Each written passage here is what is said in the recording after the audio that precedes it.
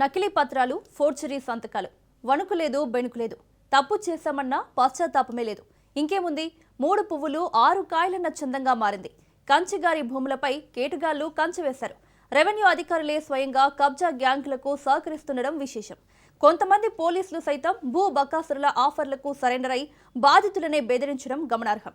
అసలైన భూ యజమానులు గట్టిగా నిలదీస్తే వాళ్లకు తిప్పలు తప్పడం లేదు. ఆ ల్యాండ్ తమదేనని చెప్పి దబాయిస్తున్నారు. కంచిగారి భూముల కబ్జా కహాని ఏంటో చూద్దాం.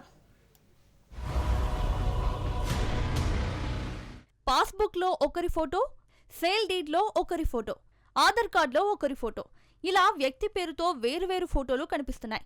ఈ డాక్యుమెంట్లను క్షుణ్ణంగా పరిశీలిస్తే వీళ్లంతా నకిలీ వ్యక్తులన్న విషయం స్పష్టంగా అర్థమవుతుంది. బాధితులు చెప్పినట్లుగానే GGS Infratech private limited company మాయాజాలం కళ్లకు కట్టినట్లు కనిపిస్తోంది. ఇస్నాపూర్ గ్రామానికి కంచిగారి బీరయ్య పెద్ద కుమారుడైన కంచిగారి కొమరయ్య పేరుతో తొలుత 20.11 ఎకరాల భూమి ఉంది. అయితే కొమరయ్యకు వీరయ్య, కంచయ్య, చెన్నయ్య అనే 3 తమ్ముళ్లు ఉన్నారు. కంచిగారి కొమరయ్య చనిపోవడంతో ఆయన సతీమణి కంచిగారి బుచ్చమ్మకు 5.02 ఎకరాల ల్యాండ్ దక్కింది. కంచిగారి వీరయ్య, కంచిగారి కంచయ్య, కంచిగారి చెన్నయ్యకు ఒక్కొక్కరికి 5.03 ఎకరాల భూమి వారసత్వంగా వచ్చింది. కొమరయ్య, కంచయ్యకు పిల్లలు లేరు. కంచిగారి వీరయ్య భూమి కొడుకు కిష్టయ్యకు వారసత్వంగా వెళ్లింది. కిష్టయ్య కుమారులే మల్లేష్, మహీకుమార్, కుమార్తె సత్తమ్మ. కంచిగారి చెన్నయ్యకు మానయ్య, బీరప్ప, అంజమ్మ, భాగ్యమ్మ అనే సంతానం. అయితే మానయ్య ఫ్యామిలీలో సతీమణి లత, కుమారుడు ప్రవీణ్, కుమార్తె లక్ష్మి ఉన్నారు. బీరప్ప ఫ్యామిలీలో సతీమణి జానాబాయ్, కుమారుడు ప్రేమ్ కుమార్, కుమార్తె ప్రేమలత ఉన్నారు. అంజమ్మ ఫ్యామిలీలో పిల్లలు రాజు, అనసూయ ఉన్నారు. భాగ్యమ్మ ఫ్యామిలీలో పిల్లలు మహేందర్, రవీందర్, శిరీష ఉన్నారు. ఓవరాల్ గా అటు కంచిగారి చెన్నయ్య, ఇటు కంచిగారి కిష్టయ్య కుటుంబాలకు చెరో 10.06 ఎకరాల భూమి వారసత్వంగా వచ్చింది. అయితే కంచిగారి ఫ్యామిలీలో ఉన్న పంచాయతీలను పసిగట్టి వాళ్ల భూమి కొట్టేయాలని ప్లాన్ వేశారు కొందరు కేటుగాలు. లేడికి లేచిందే పరుగు అన్నట్లుగా నకిలీ డాక్యుమెంట్లు, ఫోర్జరీ సంతకాలతో భూమిని కాజేసి అడ్డంగా దొరికిపోయారు. తమకు న్యాయం చేయాలని కంచిగారి కుటుంబీకులు రాజ్ న్యూస్ ను ఆశ్రయించడంలో మా నిఘా టీం క్షుణ్ణంగా అధ్యయనం చేసింది. రాజ్ న్యూస్ పరిశీలనలో విస్తుపోయే నిజాలు బయటపడ్డాయి. కంచిగారి కొమరయ్య సతీమణి బుచ్చమ్మ 1987లోనే బుచ్చమ్మ చనిపోయింది.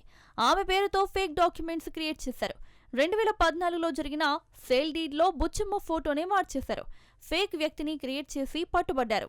మరోవైపు కంచిగారి కిష్టయ్య సన్ ఆఫ్ వీరయ్య ఫోటోను కూడా చేంజ్ చేశారు. ఆయన పేరుతో నకిలీ పాస్ పుస్తకం క్రియేట్ చేశారు. అక్కడ కూడా అడ్డంగా దొరికిపోయారు. కిష్టయ్యకు సంతకం రాదు, వేలిముద్ర. కానీ సేల్ డీడ్ లో కిష్టయ్య సంతకం పెట్టినట్లు కనిపిస్తోంది. ఒక సందర్భంలో ఫిర్యాదిచ్చినప్పుడు కూడా ఎఫ్ఐఆర్ కాపీలో కిష్టయ్య వేలిముద్ర ఉంది. ఇక తెలిసి చేశారో తెలియక చేశారో ఏకంగా కంచిగారి వీరమ్మ అనే పేరుతో నకిలీ వ్యక్తిని సృష్టించారు కేటుగాళ్లు. ఆమెను చెన్నయ్య సతీమణిగా చూపించారు. వాస్తవానికి చెన్నయ్య సతీమణి పేరు కంచిగారి పోచమ్మ.